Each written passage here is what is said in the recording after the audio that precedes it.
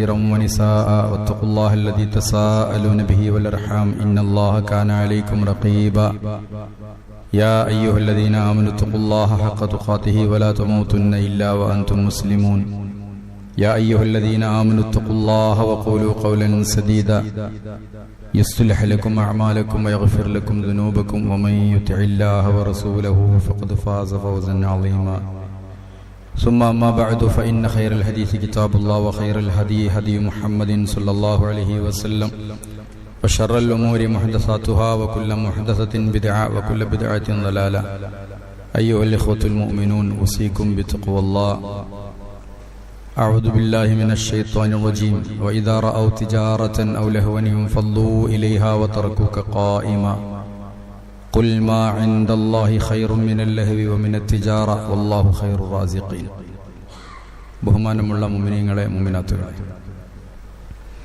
മുത്തഖീങ്ങളായി ജീവിക്കണേ എന്ന് വസിയത്ത് ചെയ്യുകയാണ്. വെള്ളിയാഴ്ച ദിവസത്തിന്റെ പ്രാധാന്യമാണ് കഴിഞ്ഞ ആഴ്ചയിൽ സൂചിപ്പിച്ചത്. വെള്ളിയാഴ്ചത്തെ ഏറ്റവും പ്രധാനപ്പെട്ട അമൽ സ്വലാത്തുൽ ജുമുഅ, ജുമുഅ നമസ്കാരമാണ്. ജുമുഅ നമസ്കാരത്തിന്റെ മുമ്പ് 2 ഖുതുബയും ഇമാം നിർവഹിക്കണം. ഇത് ളുഹ്റല്ല, ളുഹ്റിന് പകരമുള്ളതും അല്ല. സാധാരണ അങ്ങനെ ഒരു പറയാറുണ്ട്. മഅ്ശർ വിളിക്കുമ്പോൾ കേട്ടിട്ടുണ്ടാവും, അൽ ഖുതുബത്തു തഖൂമു മഖാമ റകഅത്തൈനി മിനൽ ഫർദ്. ഫർളിന്റെ 2 സ്ഥാനത്ത് നിൽക്കും. 4 റകഅത്തുള്ളതിന്റെ ഖുതുബക്ക് വേണ്ടി ചുരുക്കിയതാണ്. അങ്ങനെയൊന്നും അല്ലെങ്കിലും പ്രധാനപ്പെട്ട അമലായിട്ടാണ് ഖുതുബയെ അള്ളാഹു പരിഗണിച്ചിട്ടുള്ളത്. അതൊരു ഇബാദത്തിന്റെ പ്രസംഗമാണ്. അള്ളാഹു പറഞ്ഞത് ഇദാ നൂദിയ ലിസ്സലാത്തി മിൻ യൗമിൽ ജുമുഅ, എപ്പോ ബാങ്ക് കൊടുത്താലും പള്ളിയിലേക്ക് പോകണം. അതൊന്നും അള്ളാഹു പറഞ്ഞിട്ടില്ല. പ്രത്യേകമായി അള്ളാഹു പറഞ്ഞത് വെള്ളിയാഴ്ച പള്ളിയിൽ നിന്ന് വിളിച്ചാൽ ഫസ്ഔ ഇലാ ദിക്രില്ലാഹ്, നിങ്ങൾ അള്ളാഹുവിന്റെ ദിക്റിലേക്ക് വരണം. ഫസ്ഔ, വേഗത്തിൽ വരണം. അത് ലാസ്റ്റ് ടൈമാണ്. അതിന്റെ ശേഷം വന്നിട്ട് കാര്യമല്ല എന്നാണ് അർത്ഥം. വദറുൽ ബൈ, കച്ചവടം ഉപേക്ഷിക്കുക. ഏറ്റവും അവസാനത്തെ ടൈമാണ് അള്ളാഹു പറഞ്ഞിട്ടുള്ളത്. ഖുതുബയിലേക്ക് വരണമെന്ന്. ദിക്ർ എന്നതിന് എല്ലാ മഹാന്മാരും രേഖപ്പെടുത്തിയിട്ടുള്ളത് ഖുതുബ കേൾക്കാൻ വരണമെന്നാണ്. കാരണം അതൊരു നിർബന്ധമായ കാര്യമാണ്. മനുഷ്യനെ സംബന്ധിച്ചിടത്തോളം ആത്മീയമായി ഉയരാനും പഠിക്കാനും നന്നാകാനുമൊക്കെ റസൂലുള്ളാഹി സ്വല്ലല്ലാഹു അലൈഹി വസല്ലം നല്ലൊരു സംഘത്തെ തന്നെ എടുത്തത് പ്രവാചകന്റെ ഖുതുബയിലൂടെയായിരുന്നു എന്ന് നമുക്ക് മനസ്സിലാക്കാൻ സാധിക്കും. ജുമുഅക്ക് വരവ് നിർബന്ധമാണ്. പ്രായപൂർത്തിയും ബുദ്ധിയുമുള്ള തക്ലീഫുള്ള എല്ലാവർക്കും. നിർബന്ധമില്ലാത്തത് ഒന്ന് സ്ത്രീകള്. സ്ത്രീകൾക്ക് ജുമുഅക്ക് വരൽ നിർബന്ധമില്ല. കുട്ടികൾ നിർബന്ധമില്ല. യാത്രക്കാര് നിർബന്ധമില്ല. രോഗികൾ നിർബന്ധമില്ല. അല്ലാത്തവർക്കൊക്കെ, ഭ്രാന്തന്മാര്, അവർക്ക് നിർബന്ധമല്ല. മാനസികമായിട്ട് തക്ലീഫ് ഇല്ലാത്തവരാണ്. പക്ഷെ ഇവര് ജുമുഅ നിസ്കരിച്ചാൽ അത് മതി. സ്ത്രീകൾ പള്ളിയിൽ വന്ന് ജുമുഅ നിസ്കരിച്ചാൽ അത് മതി. പിന്നെ ളുഹർ നിസ്കരിക്കണ്ട. കുട്ടികൾ വന്ന് നിസ്കരിച്ചാൽ അത് മതി. നബി സല്ലല്ലാഹു അലൈഹി വസല്ലമയുടെ കാലഘട്ടത്തിലൊക്കെ അത് വേറൊരു വിഷയമാണ്. സ്ത്രീകള് പ്രവാചകന്റെ കൂടെ തന്നെ ജുമുഅകളിലും ജമാഅത്തിലും പങ്കെടുക്കാറുണ്ടായിരുന്നു എന്നാണ്. പല സഹാബ വനിതകളും ഖുർആൻ പഠിച്ചത് തന്നെ പ്രവാചകന്റെ ഖുതുബ കേട്ടിട്ടാണ്. നമ്മളിപ്പോഴും തർക്കം തീർന്നിട്ടില്ല. ഒരു മസ്അല പോലും ഉണ്ട്. ഷാഫിഈ മദ്ഹബിലാണെന്നാണ് എൻ്റെ ഓർമ്മ. വെള്ളിയാഴ്ച ദിവസം സ്ത്രീകള് ളുഹർ നിസ്കരിക്കുന്നത് അല്പം വൈകിക്കണം എന്നാണ്. എന്താന്ന് വെച്ചാല് അഥവാ ജുമഅക്ക് പോകാൻ സൗകര്യം കിട്ടിയാലോ, അപ്പൊ അതുകൊണ്ട് ബാങ്ക് കൊടുത്താൽ തന്നെ നിസ്കരിക്കേണ്ട, ജുമഅക്ക് പോകാൻ സൗകര്യം കിട്ടൂല എന്ന് ഉറപ്പുണ്ടെങ്കിൽ മതി വീട്ടിൽ നിസ്കരിക്കുക എന്നവരെ മഹാന്മാർ പറഞ്ഞിട്ടുണ്ട്. അള്ളാന്റെ ദുനിയാവില് ലോകത്ത് പ്രധാനപ്പെട്ട 3 പള്ളികളാണുള്ളത്. ആ 3 പള്ളികളിലും പെണ്ണുങ്ങൾക്ക് പ്രവേശനം ഉണ്ട്. ഹറമിലും, അസ്വൽ ഹറാമിലും, മസ്ജിദുൻ നബവിയിലും, ബൈത്തുൽ മുഖദ്ദസിലും. നമ്മുടെ നാട്ടില് ഇപ്പോഴായിട്ടില്ല, പറഞ്ഞിട്ട് അവസാനം യാത്രക്കാരായ സ്ത്രീകൾക്ക് നിസ്കരിക്കാൻ സൗകര്യം ഉണ്ടെന്ന്. അപ്പൊ നമ്മളിപ്പോ പാസ്പോർട്ടും ടിക്കറ്റൊക്കെ കാണിച്ചു കൊടുക്കേണ്ടി വരുമോ എന്ന് ചോദിച്ചപ്പോഴാണ് ഇപ്പോ അത് മാറ്റി, യാത്രക്കാര് മാറ്റിയിട്ട് ഇപ്പൊ സ്ത്രീകൾക്കുള്ള സ്ഥലം എന്നാക്കിയിട്ടുണ്ട്. അതന്നെ അൽഹംദുലില്ലാ വലിയ മാറ്റാണ്. അങ്ങനെങ്കിലും ഉണ്ടല്ലോ. അത് ഒഴിച്ചു കൊണ്ടുപോയി കത്തപ്പര ഉണ്ടാക്കും പോലെ ഉണ്ടാക്കൊന്നും വേണ്ട. അതൊക്കെ പള്ളിയിൽ തന്നെ ഒരു ഭാഗത്തുണ്ടായാൽ മതി. ഇൻഷാ അല്ലാഹ് ശരിയാവും. സ്ത്രീകള് നന്നായാൽ നമുക്കറിയാലോ, ഒരാളൊരു ഖുത്ബ കേൾക്കുന്നതിനേക്കാൾ ഒരാണ് കേൾക്കുന്നതിനേക്കാൾ 10 മടങ്ങ് ഉപകാരപ്പെടും ഒരു പെണ്ണ് ഒരു നല്ല നിലയ്ക്ക് 4 കാര്യങ്ങൾ കേട്ടാൽ. അത് നമ്മൾ പറഞ്ഞതാണ്. അതുകൊണ്ട് അല്ലാത്തവരൊക്കെ ജുമുഅക്ക് നിർബന്ധമായും പങ്കെടുക്കണം. ഒരു വിട്ടുവീഴ്ചയും അതിലില്ല. ഷെയ്ഖ് ഇബ്നു ബാസിനോട് ഒരു ഫത്വ ചോദിച്ചിട്ടുണ്ട്. വെള്ളിയാഴ്ച ദിവസം ജുമുഅക്ക് പോകാൻ ഒരു നിവൃത്തിയില്ല, ജോലി തിരക്കാണ്, എന്ത് ചെയ്യണം? അദ്ദേഹം പറഞ്ഞത് ജുമുഅക്ക് പോകണം. ലീവ് ഉണ്ടെങ്കിൽ ലീവ് എടുക്കണം, എന്നിട്ട് പോകണം. കാഷ്വൽ ലീവ് ഉണ്ടെങ്കിൽ. അപ്പൊ ശമ്പളം പോവില്ല, ലീവേ പോവുള്ളൂ. കാഷ്വൽ ലീവ് കിട്ടിയിട്ടില്ലെങ്കിൽ ലോസ് ഓഫ് എടുത്തു പോകണം. LW ലീവ് വിത്തൗട്ട് അലവൻസ് അത്രയും വേണമെന്ന്. കാരണം അത്രയും പ്രധാനമുള്ളതാണ് ജുമാസ്കാരം എന്ന് പറയുന്നത്. ഇത് നിർബന്ധമാകാൻ തന്നെ ഒരു കാരണമുണ്ട്. യഹൂദികളൊക്കെ പരിഹസിക്കാൻ തുടങ്ങി, ഞങ്ങൾക്ക് ശബ്ബത്തുണ്ട് നിങ്ങൾക്കൊന്നുമില്ലല്ലോ. അപ്പോൾ അള്ളാഹുവിന്റെ റസൂൽ ജുമാ നിർബന്ധമായിട്ടുള്ള ആയത്തുകളൊക്കെ ഇറങ്ങണത്. നഹനുൽ ആഖിറൂനൽ അവ്വലൂന യൗമൽ ഖിയാമ. അവസാനമായി ജുമാ എന്ന ദിവസം കിട്ടിയതിൽ അവസാനം കിട്ടിയ പാർട്ടി നമ്മളാണ്. പക്ഷേ അന്ത്യനാളിൽ ഏറ്റവും ആദ്യമായി വിചാരണയും മറ്റു കാര്യങ്ങളൊക്കെ നമ്മിൽ നിന്നാണ് തുടങ്ങുക എന്നർത്ഥം. അപ്പൊ നിർബന്ധമായിട്ട് വരണം. അതിന് അദ്ദേഹം ഒരു ഉദാഹരണം പറഞ്ഞിട്ടുണ്ട്. യഹൂദികളും നസ്രാണികളൊക്കെ അവരുടെ ശബ്ബത്ത് ആചരണത്തിൽ നിന്ന് ഒരു വിട്ടുവീഴ്ചയും കൊടുക്കൂല എന്നുള്ളതാണ്. അന്ന് നിങ്ങൾ എന്തെന്നെ തലകുത്തി മറിഞ്ഞാലും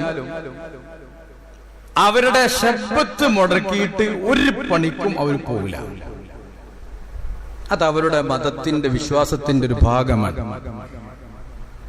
നമ്മുടെ കാര്യം ആലോചിച്ച് നോക്കൂ. നമ്മളൊക്കെ ആ പള്ളികൾക്ക് വരവും പോക്കും തന്നെ അങ്ങനെ കണ്ടാല് വേണോ വേണ്ടേ, എന്നാ പോയി, എന്നാ പോയോ, എന്നാ പോയിട്ടില്ല, ഇങ്ങനെയൊക്കെ ഒരു തരം അലംഭാവമാണ്. അതുകൊണ്ട് എല്ലാവരും അങ്ങനെ കാണുള്ളൂ. ഞാൻ എപ്പോഴും പറയാറുണ്ട്, നമുക്ക് നമ്മോട് ബഹുമാനമില്ലെങ്കിൽ മറ്റുള്ളവര് നമ്മെ ബഹുമാനിക്കൂല. പ്രാവശ്യം നോക്കൂ നിങ്ങൾ, തെരഞ്ഞെടുപ്പ് നമുക്കൊന്ന് ഓർമ്മ വെച്ചിട്ടുണ്ടായിട്ടില്ല. വെള്ളിയാഴ്ച തെരഞ്ഞെടുപ്പ് വെച്ചപ്പോ എല്ലാ സംഘടനകളും,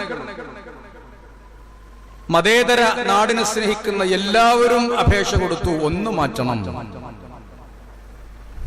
പ്രശ്നം ഉണ്ടായില്ല, മാറ്റിയില്ല. നമുക്ക് അപ്പൊ അതനുസരിച്ച് നമ്മൾ ടൈം ടേബിൾ ഉണ്ടാക്കി. നമ്മൾ ഇതിന് ഗൗരവത്തെ, നമ്മൾ വെള്ളിയാഴ്ച ദിവസത്തിനും ജുമുഅക്കും ഗൗരവം കാണാത്തിടത്തോളം കാലം മറ്റുള്ള മതക്കാരൊക്കെ അല്ലെങ്കിൽ മറ്റുള്ള ആദർശക്കാരൊക്കെ നമ്മളോട് ബഹുമാനം കാണുന്നു വിചാരിക്കുന്നുണ്ടോ? ഞായറാഴ്ച ഒരു പരിപാടി വെച്ച് നോക്കി, ശബ്ബത്ത് മുടക്കിയിട്ട് ഒരൊറ്റ യഹൂദിനെയും കിട്ടൂല. എനിക്കറിയാം, ഇസ്രായേലിൽ പോയിട്ട് തെല്ലവീവിലേക്ക് പോകാൻ വേണ്ടി വണ്ടി എടുത്തിട്ട് പോയപ്പോ ഇസ്രായേൽ പട്ടാളക്കാരെ തടയാൻ, ശനിയാഴ്ചയാണ്, ഇന്ന് പോകാൻ പറ്റില്ല. അവര് ഇംഗ്ലീഷും ഹിബ്രു ഒക്കെ ഒരു സംസാരിക്കുന്നുണ്ട്, ദണ്ഡമുണ്ടോ. അവര് പറയാൻ സോറി, അവരവരുടെ മതത്തിന്റെ ഭാഷയാണ് സംസാരിക്കുന്നത്. തെല്ലവീവിലേക്ക് നിങ്ങളെ ഇന്ന് പ്രവേശിപ്പിക്കാൻ പറ്റാത്തത് കൊണ്ട് ഞങ്ങളോട് ക്ഷമിക്കണം, ഇന്ന് ശബ്ബത്താചരിക്കാം. ഇന്ന് അവിടെ ആരും പ്രവേശിക്കാൻ പാടില്ല. ഞങ്ങളുടെ നാട്ടുകാരുടെ ഇബാദത്തിന്റെ ദിവസമാണ്. ആലോചിച്ച് നോക്കൂ നിങ്ങൾ. നല്ലൊരു വരുമാനമാണ് അവിടുത്തെ ടൂറിസം എന്ന് പറഞ്ഞാൽ. അതുപോലെ കൃഷി ഒക്കെ നല്ല വരുമാനമുള്ളതാണ്. എന്തെന്നുണ്ടെങ്കിലും ശരി, ശബ്ബത്ത് ആചരിക്കുന്ന ദിവസം അവരുടെ ചിട്ടവട്ടങ്ങൾക്കപ്പുറം ഒരടി അത് മുന്നോട്ട് വെക്കാൻ അവര് സമ്മതിക്കൂല. അതുകൊണ്ട് തന്നെ ലോകത്ത് ഈ ഒഴിവുണ്ടല്ലോ, ഇന്റർനാഷണൽ ഹോളിഡേസ് ഒക്കെ ആയി പ്രഖ്യാപിക്കപ്പെട്ടത് ശനി ഞായറുമായത് അതുകൊണ്ടാണ്. കാരണം അവർക്ക് മതവും മതത്തിന്റെ വിശ്വാസങ്ങളും കഴിഞ്ഞിട്ടേ ബാക്കിയുള്ളതുള്ളൂ. നമ്മൾ പലപ്പോഴും അങ്ങനെയല്ല. നമ്മളതിന് എന്തെങ്കിലും മസാല ഉണ്ടാക്കും, അതിനെ വില കുറച്ച് കാണിക്കും മറ്റുള്ളവരുടെ മുന്നിൽ. ബാങ്ക് കൊടുക്കുമ്പോ എന്താപ്പോ ബാങ്ക് കൊടുക്കുമ്പോ പള്ളികൾക്ക് പോകാത്തതെന്ന് അന്യമതത്തിൽപ്പെട്ട സഹോദരൻ ചോദിച്ചാൽ പോലും ഓനോട് 10 രൂപ പറയാന്നല്ലാതെ മറ്റൊരു ചോദിക്കും ബാങ്ക് കൊടുത്തില്ല എനിക്ക് പള്ളികൾക്ക് പോണ്ടേ. അതൊന്നും സാറില്ല. അടുത്തൊരാളിനോട് ചോദിച്ചു വെള്ളിയാഴ്ച 10 നിർബന്ധം ഉണ്ടോ പോകല് ചോദിച്ചു. 60-65 വയസ്സായിട്ട് മൂപ്പർക്ക് മനസ്സിലായിട്ടില്ല ജുമാ നിർബന്ധമാണ്. ജുമാ നിർബന്ധമുണ്ടോ എന്നോട് ചോദിക്കാം. അല്ല ഇത് പോകാൻ നിർബന്ധമുണ്ടോ? നിങ്ങൾ എന്ത് മനസ്സിലാക്കിയെന്നു? ഞാൻ നിർബന്ധമാണ്. പിന്നെ അടുത്ത വെള്ളിയാഴ്ച പോയി തോന്നുന്നുണ്ട്. നമുക്കറിയില്ല. നമ്മൾ ബാങ്ക് കൊടുക്കുമ്പോൾ ഇരുന്നിട്ട് വീടിയും വലിച്ചിട്ട് ചായപ്പീടിയിൽ ഇരിക്കാൻ. അപ്പുക്കുട്ടന്റെയും കൃഷ്ണൻകുട്ടിയുടെ ഒക്കെ ചായപ്പീടി ഇരിക്കുമ്പോ ചോദിച്ചു അല്ല നിങ്ങൾക്ക് പള്ളികൾക്ക് കൊണ്ടാവും അപ്പളേന്ന് ചോദിച്ചാൽ ഞങ്ങൾക്ക് കുറച്ചൊക്കെ വൈകിപ്പോയാലും മതി, ഞങ്ങൾക്ക് ഇപ്പൊ ഒരു ഹുത്തുബ ഉണ്ടാവും, ഒക്കെ കഴിഞ്ഞിട്ട് കുറച്ച് കഴിഞ്ഞിട്ട് നിസ്കരിച്ചുള്ളൂ, അത് കഴിഞ്ഞിട്ട് പോയാൽ മതി, ചായക്കെ നേരെ കൂട്ടിക്കോന്ന് കൊണ്ടുപോകാൻ അടുത്ത് അവിടെ ഇരുന്ന നമ്മൾക്ക് ആരാ വില കൽപ്പിക്ക കൂട്ടരെ? അതിന് ഉദാഹരണം നമ്മൾ കണ്ടുകൊണ്ടിരിക്കുന്നത്. നമ്മൾ അധപ്പതിക്കാൻ കാരണം നമ്മൾ തന്നെയാണ്. നമുക്കിതിനോട് നല്ലൊരു കാഴ്ചപ്പാടില്ല. അതുകൊണ്ട് വെള്ളിയാഴ്ചത്തെ ജുമുഅയെ കൃത്യമായി കാണാൻ അല്ലാഹു റസൂൽ പറയല്ല യന്തഹിയന്ന അഖ്വാമുൻ അൻ ബദ്ഇഹിമുൽ ജുമുഅത്ത്. ജുമുഅ ഒഴിവാക്കുന്നത് അങ്ങനെ ആർക്കെങ്കിലും സ്വഭാവമുണ്ടെങ്കിൽ അതിന് മാറി നിൽക്കണം. ജുമുഅ ഒഴിവാക്കരുത്. ഔ ലയഖ്തിമന്നല്ലാഹു അലാ ഖുലൂബികും, അല്ലാഹു നിങ്ങളുടെ ഹൃദയത്തിൽ സീല് വെക്കും. 3 ജുമുഅക്ക് തുടർച്ചയായിട്ട് പോയിട്ടില്ലെങ്കിൽ അള്ളാഹു ഹൃദയത്തിൽ സീല് വെക്കും. പിന്നെ ഉളുപ്പുണ്ടാവില്ല എന്നർത്ഥം. 3 ജുമുഅ മുടങ്ങിയാൽ മതി, പിന്നെ 4ാമത്തെ ജുമുഅ ഓട്ടോമാറ്റിക് മുടങ്ങിക്കോളും. അത് അനുഭവമാണ്. ഞങ്ങളെപ്പോലത്തെ മൗലവിമാരോട് ഓരോരുത്തരെ വിളിച്ചു ചോദിക്കാണ്. ഫസ്റ്റ് ദിവസം പിണറായി മുഖ്യമന്ത്രി ഇനി ജുമുഅ വേണ്ടാന്ന് പ്രഖ്യാപിച്ചപ്പോ വിളിച്ച് കരയാൻ നല്ല മൗലവി. ജീവിതത്തിൽ ഇതുവരെ ഉണ്ടായിട്ടില്ല.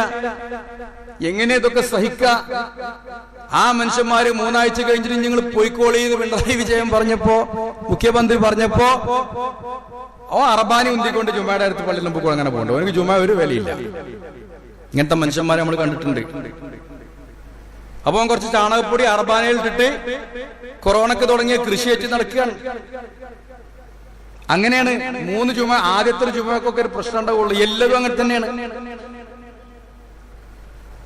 കുടുംബ ബന്ധങ്ങളും ക്ലാസ്സുകളും. ഒരു ക്ലാസ്സിൽ സ്ഥിരമായിട്ട് പോകുന്ന മതം പഠിക്കാൻ പോകുന്ന ഒരാൾ ഒരു 3 ആഴ്ച മുടങ്ങിയാൽ മതി. ആദ്യത്തെ ഒരാഴ്ച 2 ആഴ്ചക്ക് മുടങ്ങിയാൽ അവന് പ്രശ്നം ഉണ്ടാവും. ഒരു 3 ആഴ്ച മുടങ്ങിയാൽ അതൊക്കെ നിങ്ങൾ 3 ആഴ്ച ജുമാക്കാൻ പോകായിരുന്നു നോക്കാണ്ടി 4ാമത്തെ ആഴ്ച പോകൂലങ്ങൾ. അല്ലാഹു പറഞ്ഞതാ ലയഖ്തിമന്നല്ലാഹു അലാ ഖുലൂബികും, നിങ്ങളുടെ ഹൃദയത്തിൽ അല്ലാഹു സീല് വെക്കും. കാരണം വെള്ളിയാഴ്ച ദിവസം പള്ളിയിൽ പോയിട്ട് ഖുത്ബയിലൂടെ മനസ്സിനെ സംസ്കരിക്കണം. ഖുത്ബ എന്ന് പറഞ്ഞാൽ എന്താ അറിയോ? ഇന്റർനാഷണൽ പ്രസംഗങ്ങളൊന്നല്ല. അതിന് യൂട്യൂബ് ഉണ്ട്, ഫേസ്ബുക്ക് ഉണ്ട്, സോഷ്യൽ മീഡിയകളുണ്ട്. അതിൽ നോക്കിയാൽ കിട്ടും. ലോകത്ത് നടക്കുന്ന എല്ലാ കാര്യങ്ങളും തട്ടിക്കൂട്ടി ഉണ്ടാക്കിയിട്ട് ഖുത്ബയിൽ കൂടിയെങ്കിലും പറഞ്ഞു കൊടുക്കേണ്ട ആവശ്യമില്ല. ഖുത്ബയിൽ ആളുകൾക്ക് അറിയാത്തത് ദീനാണ്, ദീൻ പറഞ്ഞു കൊടുക്കണം. അത് കൃത്യമായി കേൾക്കുമ്പോൾ അതിന് അന്നലെ ഉറങ്ങാതെ നേരെ ഇരുന്നിട്ട് മൊബൈലൊന്നും നോക്കാതെ കൃത്യമായിട്ട് ഖുത്ബ കേൾക്കണം എന്ന് പറഞ്ഞത് അതിന് വേണ്ടിയിട്ടാണ്. അതാണ് ഖുത്ബ എന്ന് പറഞ്ഞാൽ. നബി സല്ലല്ലാഹു അലൈഹി വസല്ലം ഖുത്ബ പറയുന്നത് കാന യഖറഉൽ ഖുർആൻ വയുദക്കിറുൻ നാസ്. ഖുർആൻ ഓത ജനങ്ങളോട് പറഞ്ഞു കൊടുക്കുക. അത് അവനാന് തിരിയണ ഭാഷയിൽ പറഞ്ഞു കൊടുക്കണം. അല്ലാഹുവിന്റെ റസൂല്, അത് കഴിഞ്ഞിട്ട് സഹാബത്ത് റളിയല്ലാഹു അൻഹും ഇവരൊന്നും നടത്തിയ ഒരു ജുമുഅ ഖുത്ബയും ശ്രോതാക്കൾക്ക് മനസ്സിലാവാതിരുന്നിട്ടില്ല. അതുകൊണ്ട് ലോകത്ത് എല്ലാ കിതാബിലും പണ്ഡിതന്മാർ എഴുതി വെച്ചു. ഷാഫിഈ മദ്ഹബിലും ഹനഫി മദ്ഹബിലും ഒക്കെ എഴുതി വെച്ചിട്ടുണ്ട് ഖുത്ബ എന്തായിരിക്കണം. അൻ തകൂനൽ ഖുത്ബതു ബലീഗത്തൻ മഫ്ഹൂമത്തൻ ലിഅക്സരിൽ ഹാളിരീന, അവിടെ കൂടിയ ഭൂരിഭാഗം ആളുകൾക്കും അറിയുന്ന ഭാഷയിൽ സാഹിത്യ സമ്പുഷ്ടമായിരിക്കണം ഖുതുബ. എന്താ സാഹിത്യം എന്ന് പറഞ്ഞാൽ എന്താ? സാഹിത്യം എന്ന് പറഞ്ഞാൽ തന്നെ ഇവിടെ ഇങ്ങനെ സുകുമാറയിക്കോടൊക്കെ പാടെ പ്രസംഗിക്കല്ല. ഞാൻ പറയുന്നത് നിങ്ങൾക്ക് ഞാൻ ഉദ്ദേശിച്ച പോലെ നിങ്ങൾക്ക് മനസ്സിലാകുന്നുണ്ടെങ്കിൽ അതാണ് സാഹിത്യം എന്ന് പറഞ്ഞാൽ. അതിനാണ് ബലീഗത്ത് എന്ന് പറയാ സാഹിത്യം. എന്നിട്ടോ ഇപ്പൊ നമ്മുടെ പള്ളികളില് യാതൊരു ഫൈദി, ഒരുപാട് നല്ല വിശാലമായ സുന്ദരമായ പള്ളികൾ. എന്താ കിട്ടുന്നത്?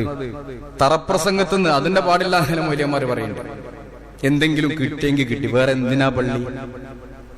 അവിടെയും ഒരു ഖുത്ബ ഗ്രന്ഥമാണ്. ഇബ്നു നുബാത്ത മിസ്രി എന്നറിയപ്പെടുന്ന പ്രശസ്തനായ ഒരു കവിയായിരുന്നു അദ്ദേഹം, ഒരു സാഹിത്യകാരനായിരുന്നു. അദ്ദേഹം എഴുതി വെച്ച ഒരു ഖുത്ബ ഇവിടെ നിന്ന് വായിക്കണോന്നും അറിയില്ല, കേൾക്കണോന്നും അറിയില്ല. കോട്ടയ്ക്ക് എന്റെ ഒരു സുഹൃത്ത് അറബി വന്നിട്ട് എന്നെ വിളിച്ച്, വെള്ളിയാഴ്ച ജുമ കഴിഞ്ഞിട്ട് ഞാൻ പോയി. അന്ന് ഞാൻ ഇവിടെ വളാഞ്ചേരി ഖുത്ബ നടത്തുന്നുണ്ട്. ഞാൻ ചോദിച്ചു, ഏത് പള്ളിക്കാ ജുമയ്ക്ക് പോയത്? ഈ പള്ളിയിൽ. അവിടെ ഖുത്ബ അറബിയിലാ അതല്ല ഞങ്ങളെ മലബാരിയിലാ? അവിടെ അറബിയിലാ. എന്തേ പറഞ്ഞ്?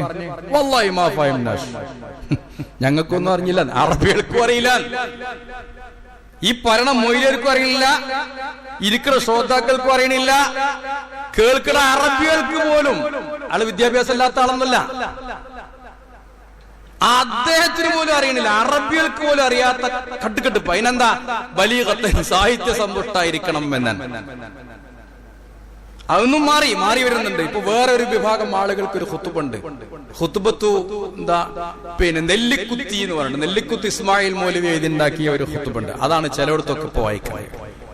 പിന്നെ കഴിവുള്ള ചില ഉസ്താദുമാര് അറബിയിൽ ഉണ്ടാക്കിയിട്ട് ചിലതൊക്കെ വായിക്കൊണ്ട് താഴത്ത് വെച്ച് അർത്ഥം പറയും. ഇതിന്റെ ഒന്നും ആവശ്യമില്ല. മിമ്പറിൽ നിന്നിട്ട് കൃത്യമായി അതിന്റെ അതബോട് കൂടി ആ വിഷയങ്ങള് ജനങ്ങൾക്ക് പറഞ്ഞു കൊടുത്ത് മനസ്സിലാക്കി കൊടുത്താൽ അത് കേട്ടാ മനുഷ്യന്റെ മനസ്സിൽ മാറ്റം കണ്ടോ? അങ്ങനെയല്ലേ നബി സല്ലല്ലാഹു അലൈഹി വസല്ലം യത്ലു അലൈഹിം ആയാതിഹി, ആയത്തോതി കൊടുക്കുമ്പോൾ യുസക്കീഹിം, അവരെ സംസ്കരിച്ചെടുക്കുമ്പോൾ യുഅല്ലിമുഹുൽ കിതാബ വൽ ഹിക്മ, അവർക്ക് ഹദീസും ഖുർആനും പഠിപ്പിച്ചു കൊടുക്കും. ഖുർആൻ പഠിപ്പിച്ചു കൊടുക്കും, അത് വിശദീകരിച്ചു കൊടുക്കും. അത് ഉത്തരവാദിത്തപ്പെട്ട ആളുകൾ വിശദീകരിച്ചു കൊടുത്തിട്ടില്ലെങ്കിൽ യുക്തിവാദികൾ ഉണ്ടാവും.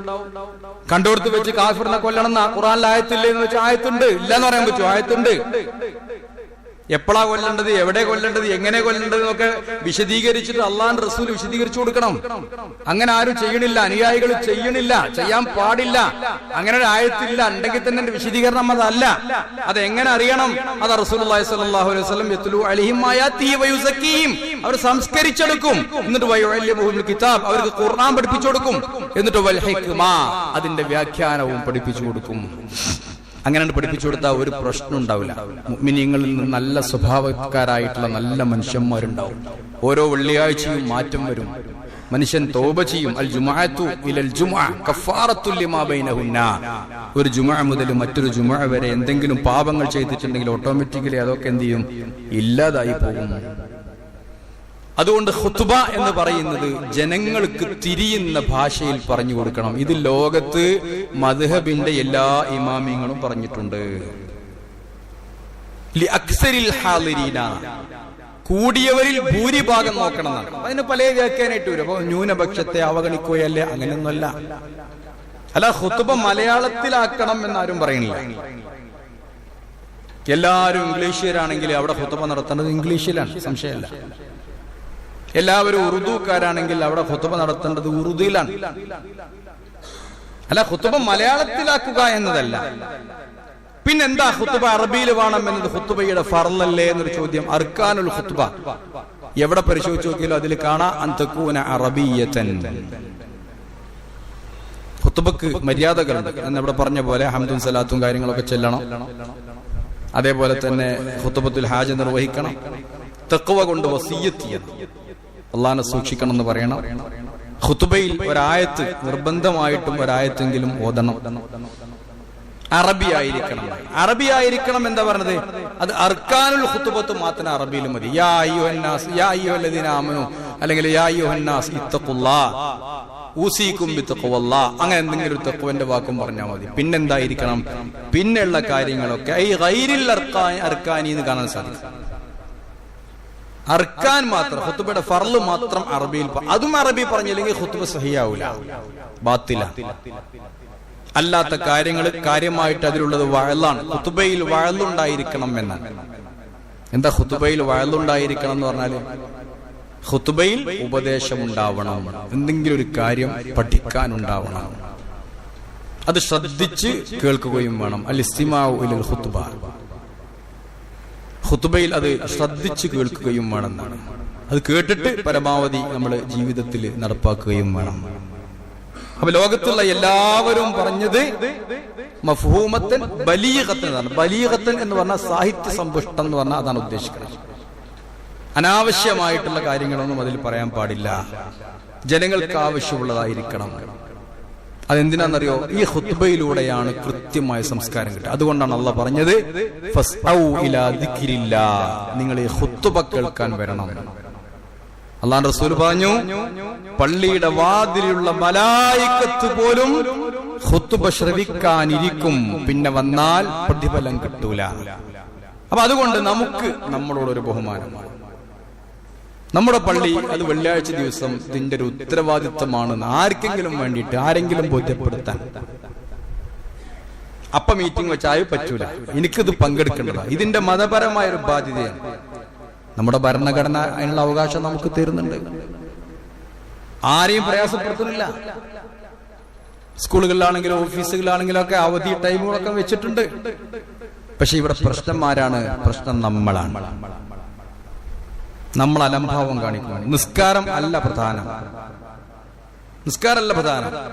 ആദ്യം ഖുത്ബ നടന്നിരുന്നത് നിസ്കാരത്തിന്റെ ശേഷമായി, പെരുന്നാളിന്റെ പോലെ 2 റക്അത്ത് പിന്നെ നിസ്കരിക്കും, എന്നിട്ട് ഖുത്ബ നടത്തും. 2 ഖുത്ബ നടത്തും.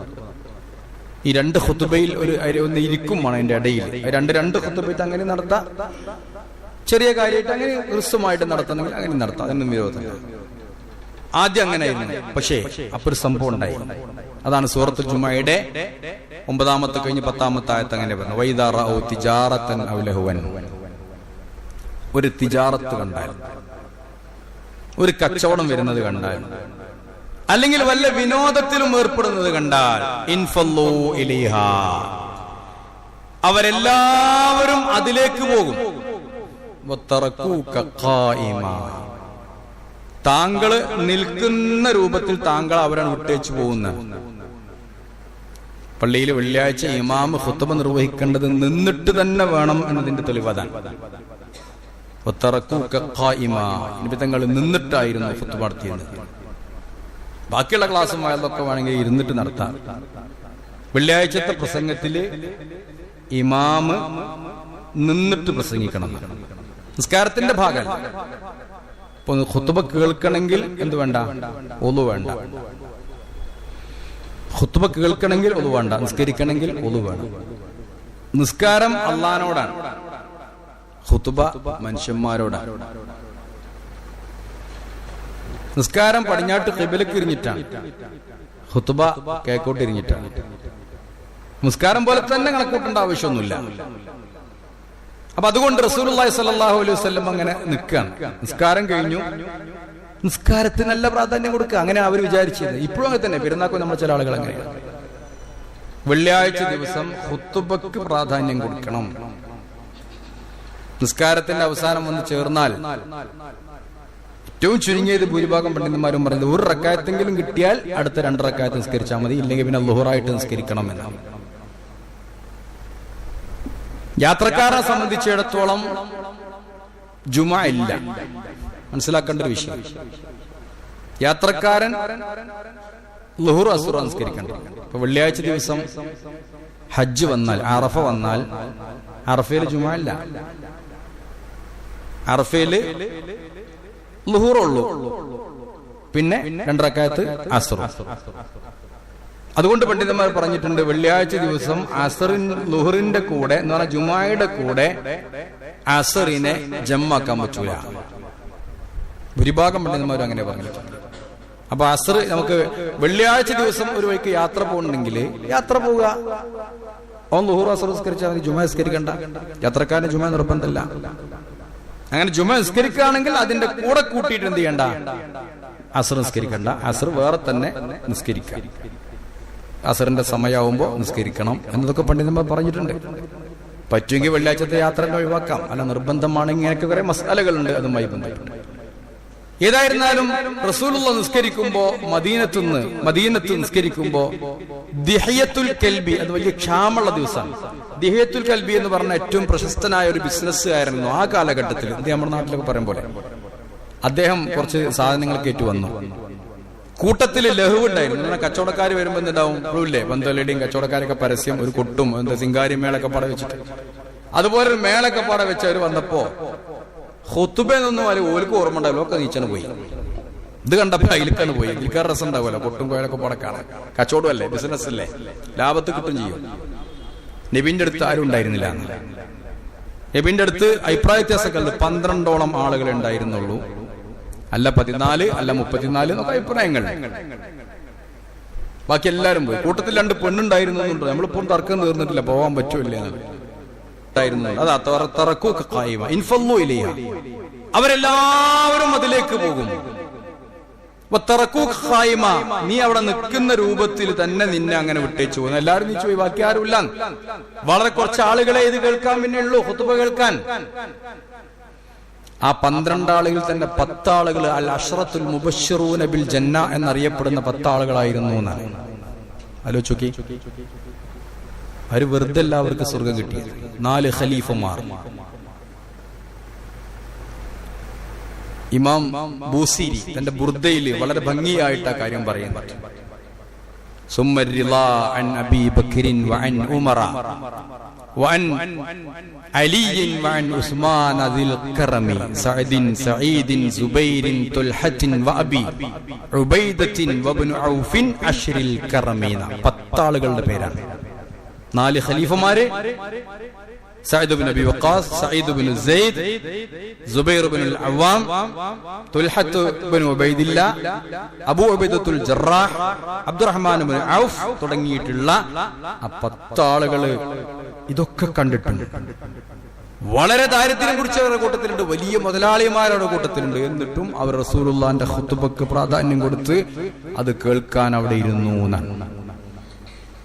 അപ്പൊ അല്ലാഹുവിന്റെ റസൂൽ പറഞ്ഞു, നിങ്ങൾ ഇവിടെ ഇരുന്നില്ലായിരുന്നുവെങ്കിൽ, എല്ലാവരും എഴുന്നേറ്റ് പോയിരുന്നുവെങ്കിൽ ഈ വാദിയെ അള്ളാഹു ചുട്ടുകരിക്കുമായിരുന്നു എന്നാണ്.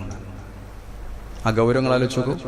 അതാണ് ആ പറഞ്ഞതിന്റെ അർത്ഥം. വഇദാ റഔ തിജാറതൻ ഔ ലഹവൻ ഫല്ലു ഇലൈഹാ വതറകൂക ഖായിമാ ഖുൽ, നബിയെ പറഞ്ഞു കൊടുക്കുക, മാ ഇൻദല്ലാഹ് ഖൈറുൻ മിനൽ ലഹ്വി വമിനത് തിജാറ, അല്ലാഹുവിന്റെ അടുത്തുള്ളതാണ് ഈ വിനോദത്തെക്കാളും കച്ചവടത്തെക്കാളും ഒക്കെ നല്ലത്. വല്ലാഹു ഖൈറുർ റാസിഖീൻ, നിങ്ങൾക്ക് റിസ്ക് തരുന്നവൻ അല്ലാഹുവാണ്. ഈ ഒരു ബോധം ബിസിനസ്സുകാർക്ക് ഉണ്ടാവണം. ഞാൻ പറഞ്ഞു മീൻപിടുത്തക്കാരെ ചരിത്രം. എപ്പോ ബാങ്ക് കൊടുത്തോ അതുവരെ ബർദ്ധരിക്കണ പീടികയിലും ബാങ്ക് കൊടുത്താൽ ഒരു ചങ്ങായി വരും, ഒരു കസ്റ്റമർ വരും. മീൻ വരുന്ന പോലെ. മീൻ അന്ന് വന്നിരുന്നില്ലേ വെള്ളിയാഴ്ച ശനിയാഴ്ച മീൻ പിടിക്ക. എപ്പോഴും മീൻ കിട്ടൂല. അന്ന് ഇവര് പോകുമ്പോ മീൻ ഇഷ്ടം പോലെ ഷുറായിട്ട് വരും. ഒരു രാവിലെ ഒരു ചായയും കടിയും ചെലവാകാത്ത ഒരു കച്ചവടക്കാരന്റെ ചായപ്പീടികൾക്കും ബാങ്ക് കൊടുത്ത ഒരാൾ വരും, ഒരു ചായന്റെ അട്ടിക്കാരൻ. അപ്പൊ എടുത്തു കൊടുക്കാൻ നോക്കാം. ഇന്ന് നേരം വെച്ചിട്ട് ആദ്യം കിട്ടുന്ന കസ്റ്റമറാണ്. അള്ളാന്റെ പരീക്ഷണമായിരിക്കാം. നമ്മൾ വേണ്ടത് സമയമായ കട അടക്കുക. ഒരു 5 മിനിറ്റ് നേരത്തെ അടച്ചിട്ട് ഒന്നും നഷ്ടമാവില്ല. അത്രയും പൈസ എവിടെങ്കിലും നമുക്ക് ലാഭം കിട്ടും. ഒന്നുമില്ലെങ്കിൽ ആശുപത്രിയിലോ എവിടെങ്കിലും ലാഭം കിട്ടും. പെട്ടെന്ന് കിട്ടൂല എന്നുള്ളൂ. നേരത്തെ കഴിഞ്ഞ ആഴ്ച പറയാം ഒട്ടകത്തിന്റെ കാര്യം, പെട്ടെന്ന് ദുനിയാവും തന്നെ കിട്ടൂല എന്നുള്ളൂ. അത് കിട്ടും, നമുക്ക് എങ്ങനെയും കിട്ടും, പക്ഷെ നമ്മൾ അറിയില്ല. അതാണ് അള്ളാന്റെ അടുത്ത് നിങ്ങൾ ഖുതുബക്ക് പോയിട്ട് പള്ളിയിൽ പോയിട്ട് ഖുതുബ കേട്ടാൽ അള്ളാന്റെ അടുത്ത് നിങ്ങൾക്ക് കിട്ടുന്നത് ഖൈറും മിനൽ ലഹ്വി വമിനത് തിജാറ, നിങ്ങളുടെ വിനോദങ്ങളിലേക്കാളും കച്ചവടത്തെക്കാളും ലാഭമുള്ളതായിരിക്കും. വല്ലാഹു ഖൈറുർ റാസിഖീൻ, അല്ലാഹു തആല ഏറ്റവും നന്നായി റിസ്ക് നൽകുന്നവനാ. അതുകൊണ്ട് ഞാൻ പറഞ്ഞു വന്നത് വെള്ളിയാഴ്ചയുടെ ജുമുഅ, വെള്ളിയാഴ്ചയുടെ ഖുതുബ വളരെ പ്രാധാന്യത്തോടുകൂടി നമ്മൾ മനസ്സിലാക്കേണ്ട ഒരു കാര്യമാണ്. ഏറ്റവും നേരത്തെ വരിക, അതിന്റെ പ്രതിഫലം കഴിഞ്ഞ ആഴ്ച സൂചിപ്പിച്ചു. ഇവിടെ പറയുന്നത് എന്തും ഒഴിവാക്കിയിട്ട് വെള്ളിയാഴ്ചയിലെ ഖുത്ബ കേൾക്കണം എന്ന് തന്നെയാണ് അള്ളാഹു പഠിപ്പിച്ചിട്ടുള്ളത്. അതെന്തിന്? മാനസികമായി നമുക്ക് നമ്മളാവാൻ, ഒരു സംസ്കാരം, നമ്മുടെ സംസ്കാരം നമ്മൾ മനസ്സിലാക്കാൻ, നമ്മുടെ മനസ്സ് നന്നാവാൻ, മനസ്സിന് തസ്കിയത്ത് കിട്ടാൻ ഒക്കെ ആവശ്യമാണ്. അള്ളാഹു അനുഗ്രഹിക്കട്ടെ. അൽഹംദുലില്ലാഹി റബ്ബിൽ ആലമീൻ والعاقبة للمتقين ولا عدوان إلا على الظالمين وأصلي وأسلم على خاتم الأنبياء والمرسلين نبينا محمد وآله وصحبه أجمعين أما بعد اتقوا الله عباد الله. ബഹുമാന്യരെ, വെള്ളിയാഴ്ച ദിവസം പള്ളിയിൽ വന്നാൽ തഹിയ്യത്ത് നിസ്കരിക്കണം എന്നതാണ്. നേർക്ക് നേരെ, ഇമാം അല്ലാത്തവര് നേർക്ക് നേരെ വന്ന് പള്ളിയിൽ ഇരിക്കാൻ പാടില്ല.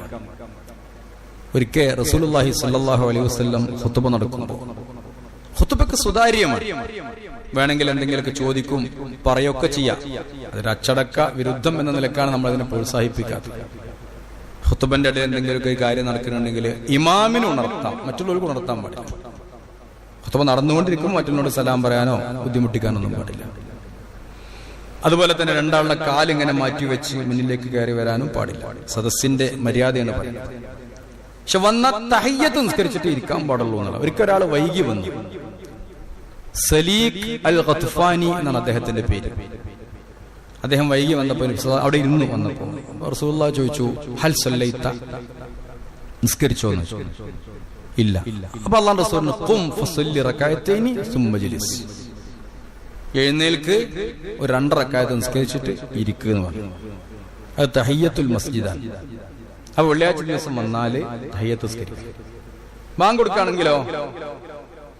കൊടുക്കുകയാണെങ്കിലും നിസ്കരിക്കാൻ വേണ്ടത് വേഗം തഹിയ്യത്ത് നിസ്കരിച്ചിട്ട് ഖുത്ബ തുടങ്ങുന്നതിന്റെ മുമ്പേ. നിസ്കാരം അങ്ങനെയാണ്, സ്പീഡിൽ നിസ്കരിക്കാം, വിരോധമല്ല. വേഗം 2 റക്അത്ത് തഹിയ്യത്ത് നിസ്കരിച്ചിട്ട് ബാങ്ക് കഴിയാൻ കാത്തു നിൽക്കരുത്. അവിടെ ബാങ്കിനേക്കാൾ പ്രധാനം ഖുത്ബയാണ്. അങ്ങനെയുണ്ട്, ബാങ്കിനേക്കാളും പ്രധാന ഖുത്ബയാണ്. അപ്പൊ ബാങ്കിന് ഇജാബത്ത് ചെയ്യുന്നതിന് പകരം വേഗം നിസ്കരിക്കാം. ബാങ്ക് കൊടുത്തോട്ടെ, കുഴപ്പമില്ല. ചില ആളുകൾ ബാങ്ക് കൊടുക്കോളം അങ്ങനെ കാത്തുക്കണ പ്രശ്നങ്ങളുണ്ട്. നമ്മുടെ അൽഹംദുലില്ലാഹ് നമ്മുടെ പള്ളിയിൽ അങ്ങനെയൊന്നുമില്ല, എല്ലാവരും ഫില്ലായിട്ടുണ്ടാവും. എന്നാലും വൈകി വരികയാണെങ്കിൽ ബാങ്ക് കൊടുക്കോളം കാത്തുക്കേണ്ട ആവശ്യമില്ല. വേഗം 2 റക്അത്ത് നിസ്കരിച്ചിട്ട് ഖുത്ബയിലേക്ക് തന്നെ വരിക എന്നതാണ് അതിന്റെ മര്യാദ. അതുപോലെ തന്നെ വെള്ളിയാഴ്ച ളുഹറിന്റെ മുമ്പുള്ള സുന്നത്ത് ഇല്ല എന്ന് പറഞ്ഞാൽ ജുമഅക്ക് മുമ്പുള്ള സുന്നത്തില്ല, ജുമഅക്ക് ശേഷമാണ് സുന്നത്തുള്ളത്. നമ്മുടെ സാധാരണ മറ്റേ പള്ളികളിലൊക്കെ കാണാം, ബാങ്ക് കൊടുത്തു കഴിഞ്ഞാൽ എല്ലാവരും പാടെ നീച്ചിട്ട് സുന്നത്ത് നിസ്കരിക്കണ്ടാവും. അങ്ങനെയല്ല. ജുമുഅന്റെ മുമ്പ് 2 റക്അത്ത് സുന്നത്തില്ല, ളുഹറിന്റെ മുമ്പാണ് സുന്നത്തുള്ളത്. നമ്മൾ 4 റക്അത്ത് സുന്നത്തൊക്കെ പഠിച്ചു. പക്ഷെ ജുമഅക്ക് സുന്നത്തുള്ളത് ജുമുഅന്റെ ശേഷമാണ്. ജുമുഅന്റെ ശേഷം വീട്ടിൽ പോയി നിസ്കരിക്കുകയാണെങ്കിൽ 2 റക്അത്ത്, പള്ളിയിൽ നിസ്കരിക്കുകയാണെങ്കിൽ സൗകര്യമുള്ളവർക്ക് 4 റക്അത്ത്. അതാണ് അതിന്റെ പരിപൂർണ രൂപം. മനസ്സിലായില്ലേ? ജുമുഅ കഴിഞ്ഞിട്ട് ജുമുഅന്റെ ശേഷം പള്ളിയിൽ തന്നെ നമ്മൾ സുന്നത്ത് നിസ്കരിക്കുകയാണെങ്കിൽ 4 റക്അത്ത് സുന്നത്ത് നിസ്കരിക്കാം, സമയവും സൗകര്യമുള്ളവർക്ക്. വീട്ടിൽ പോയിട്ടാണ് യഥാർത്ഥത്തിൽ ഉത്തമം. എത്തുമെങ്കിൽ വീട് അടുത്തൊക്കെ ആണെങ്കിൽ വീട്ടിൽ പോയിട്ടാണ് ജുമുഅന്റെ ശേഷമുള്ള സുന്നത്ത് നബി അങ്ങനെ നിസ്കരിച്ചത്. അപ്പൊ 2 റക്അത്തായിരുന്നു നിസ്കരിച്ചിരുന്നത് എന്നാണ്. ജുമുഅ കഴിഞ്ഞാൽ അത്യാവശ്യമുള്ളവർക്ക് പോകും ചെയ്യാം, ഒരു വിരോധമില്ല. അവർ പറഞ്ഞിട്ടുണ്ട്, ഫൈദാ ഖുലിയത്തിസ് സ്വലാത്തു ഫന്തശിറൂ ഫിൽ അർളി വബ്തഗൂ മിൻ ഫളില്ലാഹ്. നിസ്കാരം കഴിഞ്ഞ് ഞങ്ങൾ പോയിക്കോളി, ഇങ്ങോട്ട് വരാൻ പറഞ്ഞ അതേ സ്പീഡിൽ തന്നെ നിസ്കാരം കഴിഞ്ഞ് ഞങ്ങൾ പോയിക്കോളി, ഒരു പ്രശ്നമില്ല. പിന്നെ വദ്കുറുല്ലാഹ കസീറൻ ലഅല്ലക്കും തുഫ്ലിഹൂൻ, ചെല്ലാളൊക്കെ നടന്നു പോകുമ്പോൾ ചെല്ലിയാൽ മതി. സുബ്ഹാനല്ലാഹി അൽഹംദുലില്ലാഹ്. ഒഴിവ് ഇല്ലാത്തവർ, അർജന്റ് ഉള്ളവർ അല്ല, പ്രശ്നം ഇതൊന്നും ഇല്ലെങ്കിൽ ജുമുഅ കഴിഞ്ഞാൽ ഇരുന്നിട്ട് ആ സുബ്ഹാനല്ലാഹി അൽഹംദുലില്ലാഹ് ഒക്കെ ചൊല്ലിയിട്ട് പോകലാണ് അതിന്റെ ഭംഗി. അപ്പോഴേ ഒരു വൃത്തി ഉണ്ടാവുള്ളൂ. അതുകൊണ്ട് നമ്മളൊക്കെ നമ്മുടെ ഒരു നല്ല നിലക്ക്, ആ ക്രിസ്ത്യാനികളൊക്കെ അവരുടെ ഞായറാഴ്ചയെ കാണുന്നത് പോലെ, യഹൂദികള് ശനിയാഴ്ചയെ കാണുന്നത് പോലെ, അതിനേക്കാൾ ഉത്തമമായിട്ടായിരിക്കണം ഒരു മുഅ്മിനീങ്ങൾ വെള്ളിയാഴ്ചയെ കാണേണ്ടത്. അങ്ങനെയാണെങ്കിൽ എല്ലാവരും വെള്ളിയാഴ്ചയെ ആദരിക്കും, നമുക്കൊരു പ്രശ്നം ഉണ്ടാവില്ല. നമ്മളായാൽ, നമ്മളെ ബഹുമാനിച്ചാൽ, നമ്മുടെ മതങ്ങളെ, മതചിഹ്നങ്ങളെ നമ്മൾ ആദരിച്ചാൽ മറ്റുള്ളവരും ഓട്ടോമാറ്റിക്കലി നമ്മളെ ആദരിക്കും. അള്ളാഹു അനുഗ്രഹിക്കുമാറാവട്ടെ. اللهم اغفر للمؤمنين والمؤمنات والمسلمين والمسلمات الأحياء منهم والأموات إنك مجيب الدعوات وقاضي الحاجات. ربنا ظلمنا أنفسنا وإن لم تغفر لنا وترحمنا لنكونن من الخاسرين. اللهم أعز الإسلام والمسلمين وأذل الشرك والمشركين. اللهم ربنا آتنا في الدنيا حسنة وفي الآخرة حسنة وقنا عذاب النار. ربنا هب لنا من أزواجنا وذرياتنا قرة أعين واجعلنا للمتقين إماما. ربنا تقبل منا إنك أنت السميع العليم وتب علينا إنك أنت التواب الرحيم. ربنا اغفر لنا ولإخواننا الذين سبقونا بالإيمان ولا تجعل في قلوبنا غلا للذين آمنوا ربنا إنك رؤوف رحيم.